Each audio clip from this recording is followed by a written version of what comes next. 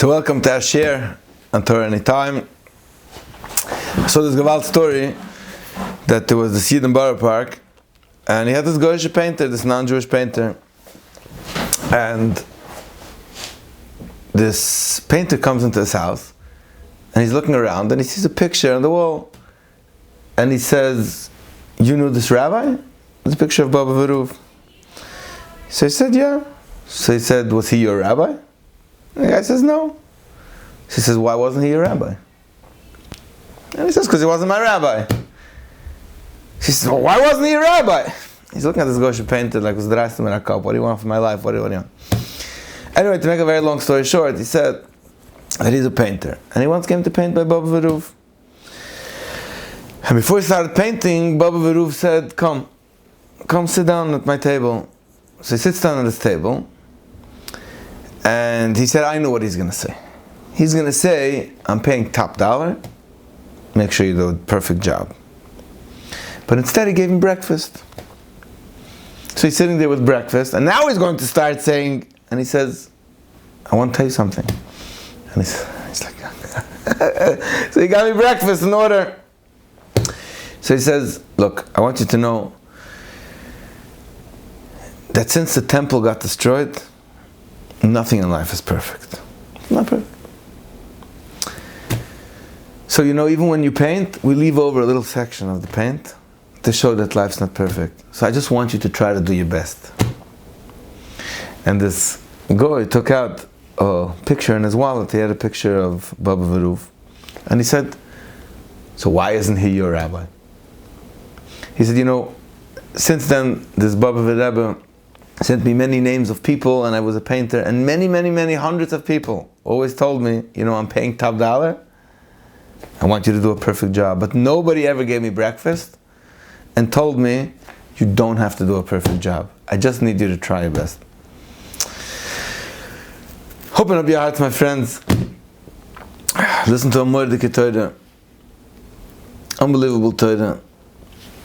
Why did Moshe Rabbeinu wants to build a Mishkan? So he sees a matbea shalesh, the machza shekel that was used to build the Mishkan, comes down a coin of fire. So the question is that Bishloim, when you're talking about the menorah, Hashem also shows Moshe Rabbeinu a menorah shalesh, because nobody knew how you make a menorah. But a coin, everybody knows what a coin looks like. So why did he have to show him a coin that's made from ash? And the secret is that he was showing him that many times in life we want perfection. We want things to be perfect, but it's not. So we feel all bad, and we feel that we're not the way we're meant to be, and it's a disaster, we're a flop. So Hashem shows him a matbeya shel ash. What type of a matbeya? A machzis shekel. Half a shekel. And he says, half a shekel, that's ash. Being imperfect, that's fire. There's nothing as perfect, as complete, as something that's incomplete. So you have this theme in the whole Torah where it's designed not to be complete. We think that we're designed that we have to reach perfection. But in reality, if you go through the Torah, you see again and again that it's almost like it was built into the system that we're not going to reach perfection. We're going to mess up. We're going to have sins. It's going to be terrible. One of the greatest tragedies that ever happened in the Chassidic world was that the Holy B'Ditchever, I took a son-in-law. His name was Dubir ben Reb Shalom. It was the Holy Rizhin's brother. Could you imagine what a shidduch that was? That the Rizhin's brother, the Rizhin was the Einikel from the Magid, right? Was going to become a son-in-law by the Holy B'Ditchever. This was like one of the greatest Tzaddikim, and he was a great tzaddik. But unfortunately, he was nifted before his marriage. He was nifted al tchusen, when he was still a chassan. So the Holy B'Ditchever went to visit him before he died, and he asked Reb Dober, Reb Dov Ber, the Maggid. He asked him, tell me something, tell me a gedank, tell me a Torah that's melitz yosher on Yidden. Holy B'Ditchever, what does he look for when he hears Torah? Bring me something that's going to bring out the mile of Yidden. So you know what he said? He said that the word Zeh is Gematria 12. Zayin, Hey is 12. And we all know that there's Yud Gimel Midas. There's 13, the Yud Gimel Midas Rachmim, which came down this week's Parsha. Hashem. Now the first of the Yud Gimel Midas Rachmim is Hashem. So there's 12 that are actually Midas of mercy. So listen to an unbelievable Torah that he said before he was nifted. He said, Zeh yitnu kol ha'over al pikudam. Zeh, these 12 Midas of Zeh, of compassion, of mercy. Zeh yitnu, you know who gives us this Zeh? People who are oiver on the halachas, people who are balei aveda, they're oiver al pikudim. These egel sinners, they're the ones who give us that. Because without the oiver al pikudim, without the flop of the ego, there wouldn't be this entire fiasco that went on, and there wouldn't be that Moshe Rabbeinu would beg Hashem for mercy, and Hashem would give us down this Yud Gimel Midas Rachmim. So whenever you see somebody who's a sinner, the Holy Tzaddikim, they said, here's somebody who's downloading Yud Gimel Midas Rachmim. Now we can't, who asked to who are we to even come close to these concepts and to be able to say what sin is here for? But the Tzaddikim did. They said, Zayitnu kol ha'over al pikudam. He was a big tzaddik. He was so big he wasn't able to stay in the world. You know why? Because he saw the mile of imperfection. He saw the completeness that comes from the incomplete people. So the whole parsha, we're talking here about Machzah Shekel says, wow, that's fire. Machzah Shekel, that's fire. We're saying, the Yidden were oiver. Zeh yitnu kol ha'over al pikudam. So I want to go into a subject, I want to go into a concept that's very not politically correct. Very not politically correct. But it's something that bothers me already for a very, very long time. If you believe that Yiddishkeit is continuing on, nothing ever changed, Torah doesn't change. Torah keeps on going forever. One of the things that Chassidic teachings teach us, in all forms, the Alter Rebbe teaches it, the Baal Tanya, the Rebbe Meilech, as Yurtzat is coming up, the Baditchever this week, the Baditchever, the Tver Shloima, all the Chassidic Svarim, they all talk about that every single Yid has to be makusher to tzaddikim, his kashis for tzaddikim. Everybody has to be connected to the soul of a tzaddik, and without a tzaddik you can't elevate your soul. And that you have to be brutal, you have to be annulled in front of the tzaddik, and that your whole hamshacha and your whole ashira and your whole, and everything that comes down to you comes through the tzaddik. There's so much Torah about the tzaddik. And then sometimes you meet people today, and you say, Rabbi Yid, you learn Chassidic Svarim, you believe Baal Shem Tov, you believe that, where's your tzaddik? Efa tzaddik shelcha? And then people say, either they tell you, I believe in the tzaddik, but there aren't any alive tzaddikim anymore today. I believe in like Reb Nachman, I believe Reb Nachman is a tzaddik, Baditchever, the Baal Shem Tov. But if you look through the Chassidic Svarim, Bepashtas, every person has to have a live tzaddik. And the question is, where's the live tzaddikim? And they say, I don't know, they don't exist anymore.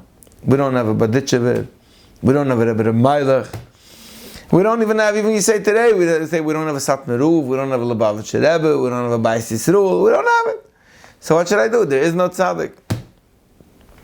But if Zois HaTorah lo yisam mechlefes, it's not true. There has to be tzaddikim.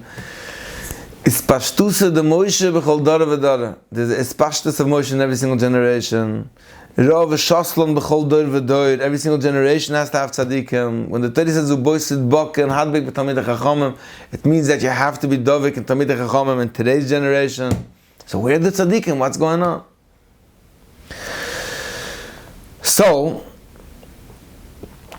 what happens is, there's a very famous story that somebody came to Shina Veruf, son of the sons of Veruf, and he said that he has a sefer that he wants to print of all of San Zerav's moifsim, all of the miracles that San Zerav made. So they say that Shina Veruf said I think it was Shnevirov, maybe it was the Godlet said, but I think it was Shnevirov. He said that if you want to print this Sefer of all the Moifsim that worked, you're going to have to print 2 of all those that didn't. So what does that mean? It means that the holy San Zerov, you would expect that if you go to San Zerov and he told you something, guaranteed, it's a winner, there's no question about it. So you print the Sefer from all of the Moifsim, which was 100% successful.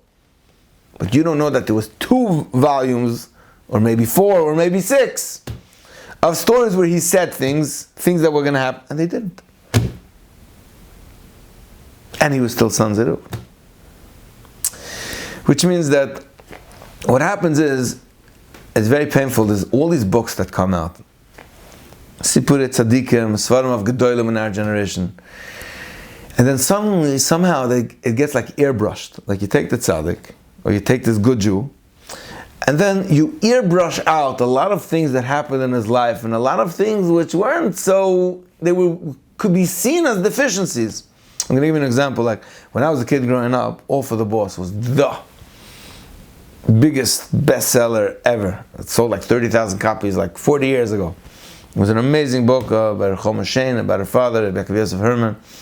Every single year got inspired by this book. One of the stories in the book, and All for the Boss, was that he used to like boxing. That before, when he was a young man, he used to like boxing. I don't remember exactly, but I think after he got married, he once took his wife to a boxing match and she fainted, and that was the end of his whole boxing. Later, they like reprinted it, and it got airbrushed out. Like this story like disappeared, that he liked boxing. And on the one hand, you think you're doing a gewaldige thing, that you're airbrushing it out, but on the other hand, you're making him inaccessible to us. That means the fact that he liked boxing means that he was a human being, he was a guy just like us, and still he was Yaakov Yosef Herman that grew in America and he took over the world. And it happens all the time. There's like so many examples that you write stories of Gedolei Yisrael, but you airbrush out all of the things that don't exactly shtim. Like even somebody was telling me, like there's a book that came out from Elyashiv, like a Hebrew Israeli version and an English version. And the English version, which is officially supposed to be a translation from the Israeli version, it's 2 different stories. Because for the Israeli Olam, they were able to say stories from Elyashiv, which is sellable. Things about how he learned Basmoda and how he left over his family, but in America it's not going to sell. So all those stories that won't shtim, that won't work according to the way we understand things that's politically correct, gets airbrushed out. There's another book that came out, it's called Just Love Them. Just Love Them. Gewaldige book. About a yeshiva from Adelphia and how he loved every single Talmud. I'm reading this book and I'm like, this can't be true. It's just impossible. It's not humanly possible for somebody to always love everybody and accept everybody all of the time, unconditionally, with no discipline and no structure. It just can't be true. Doesn't make any sense. So you're creating a persona of a person that's unattainable.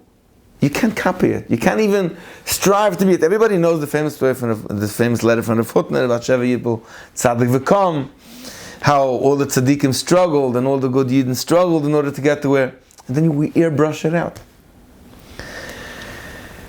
Now, there's a reason why it gets airbrushed out. And there's a good reason for it. The reason is that because so many books came out which only sell you the positive and only like create this model or this persona, then if you're going to write that one book that talks about what people see as chesronos, then you're saying, it's being used by the opposition. That's what happened when there came out this book like The Making of a Gadol, or there came out this book of all different books that came out and it became extremely controversial, and saying, you're bringing out chesronos, you're saying things that shouldn't be told. Why does everybody have to know that this Gadol did this and that? Why does he have to know that? Why does he have to know that he suffered from depression? Why does he have to know it? And what do you understand what it means? Like somebody told me that the biggest book that connected him to Reb Nachman was this book from Arthur Green. It's called Tormented Master. He said, as long as he was reading about Reb Nachman, that it was gewaldig. He said, it has nothing to do with me. But when he read Tormented Master, he suddenly connected. The problem is that when you write such a book, you're saying, you're. So this week's Parsha, Parshas Ki Sisa, tells us a very fascinating story. Moshe Rabbeinu comes down from heaven. This is after the Chet HaEgel. This is after the whole deal. Comes down with the Luchas. Comes down with the Luchas Shnias. And the Pasuk tells us that he comes down from heaven. Moshe Rabbeinu didn't know that his face was shining. Aaron and all the Jews see Moshe Rabbeinu. They were afraid to come close to him. His face had this spiritual glow that didn't allow anybody to see him. Moshe Rabbeinu called them over. Moshe Rabbeinu is talking to them. And he's going to tell them, he's trying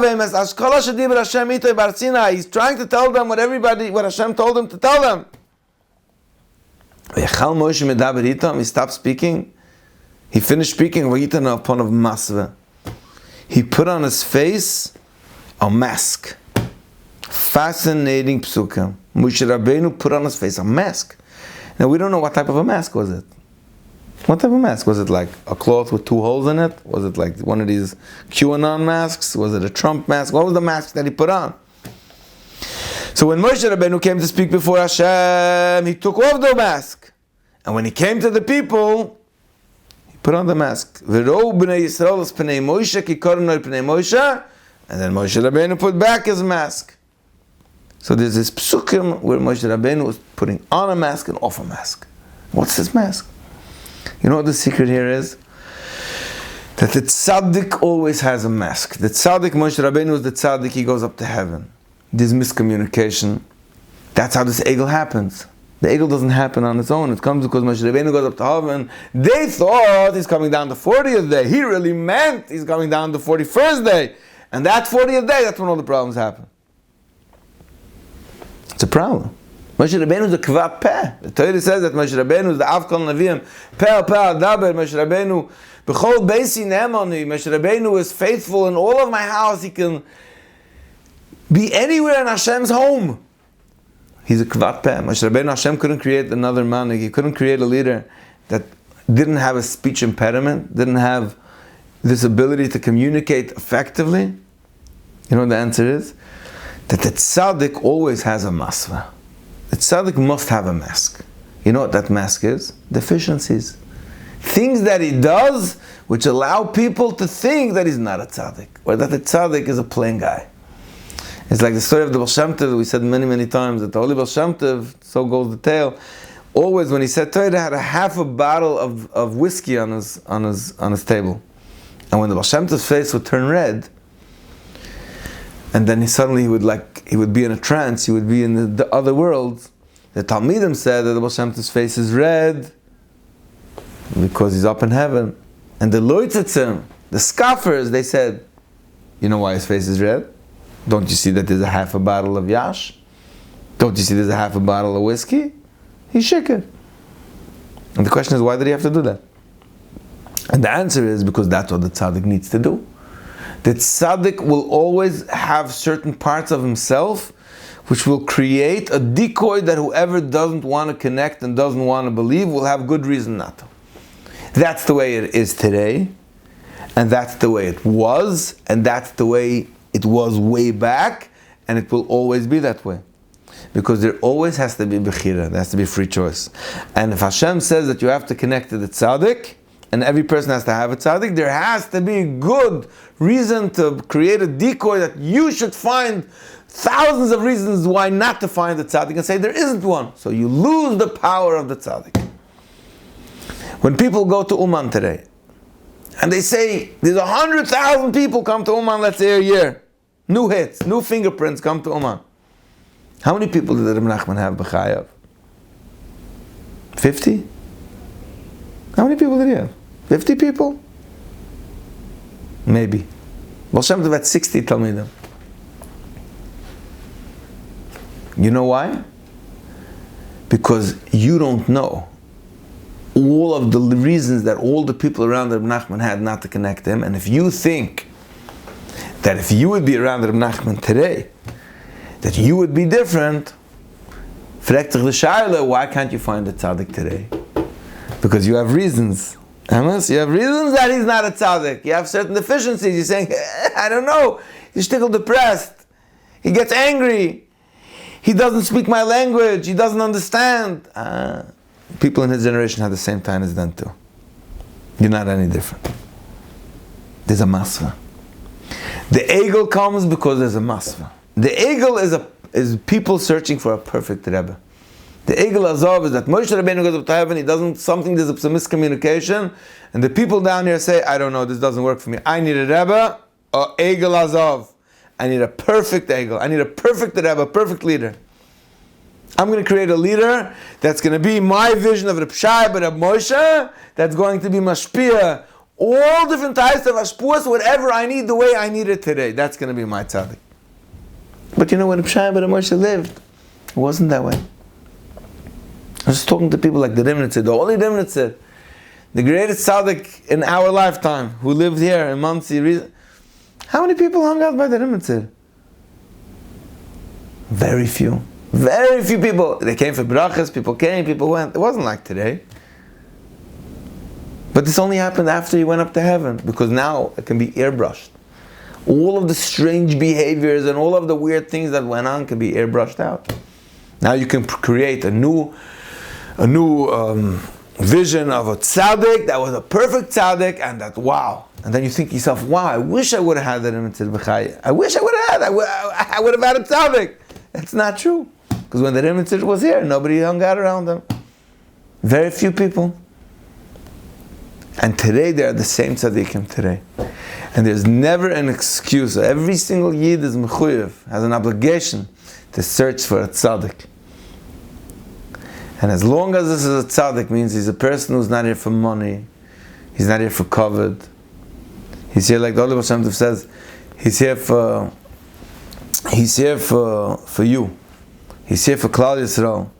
He's here to bring you to a better place. Then you have to go through the process. You have to learn how to be mavatal yourself. You have to give up your brain. You have to give up parts of your mind which ask questions. You have to go there. It's a difficult avodah to have a tzaddik. But there's never a teretz not to have a tzaddik. And that's the masva. And that's the chet ha'egel. And that's the same key of the machzas hashekel. The same machzas hashekel. They showed Moshe Rabbeinu a machzas hashekel. Hashem said a machzas hashekel is fire. Imperfection is fire. You should know that the tzaddikim also have a masva. They have a mask. And we do ourselves a disservice.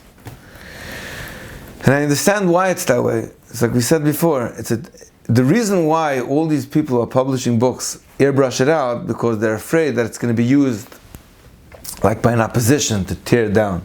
Like if you're going to print a sefer that's going to bring out chesronos of a tzaddik, then it's going to cause people to lose amunas chachamim, and it's going to cause it's going to be used politically, and that's why people don't buy it. But in reality, you yourself have to know the fact that a tzaddik has behaviors and mannerisms and chesronos that we look at chesronos, that doesn't diminish him being a tzaddik. It's his masva. And a tzaddik must have a masva. And they all had a masva. And until you won't accept that he has a masva, you won't have a tzaddik. And if you won't have a tzaddik, you're missing out on what the Holy Baal Shem Tov and all the Chassidic masters taught throughout all the generations, that a yid, his kashrus, and his shefa, and his amshacha comes through a tzaddik. And that's the message of Parshas Sisa. It's okay to be imperfect. Imperfection brings down greater good, greater or. It's like the story that, it's this Gewalt story from Rabbi Sachs, Allah Shalom, one of the great Yidden of our generation, Rabbi Jonathan Sachs, where this woman asked him, there was this clip going around where this woman asked him if he has any new insight on Tzaddik V'Ra'alei, why Hashem creates that there should be bad things happening to good people. And he said, yeah, he has a new insight. And the gist of it was that because there is tzaddik v'ra'alei, because there's bad things happening to good people, and people get outraged by it, that's what generates new movement in the world to create a better place. It's that outrage that says it's not fair. That's what motivates people to say, let's make the world a better place. Imperfection. Egel. Machza shekel. Chesroines. Zeyitnu. That's what gives us the energy to say, it's not fair, it's not Yosher. Let me see what I can do to fix it. Imperfection was created in the Bria. It's one of Hashem's creation in order to make the world a better place. Without it, the world can't go higher. And without that, we can't have tshuva. We would never have Shabbos. We would never have tons of mitzvahs that come only because we had chesronos.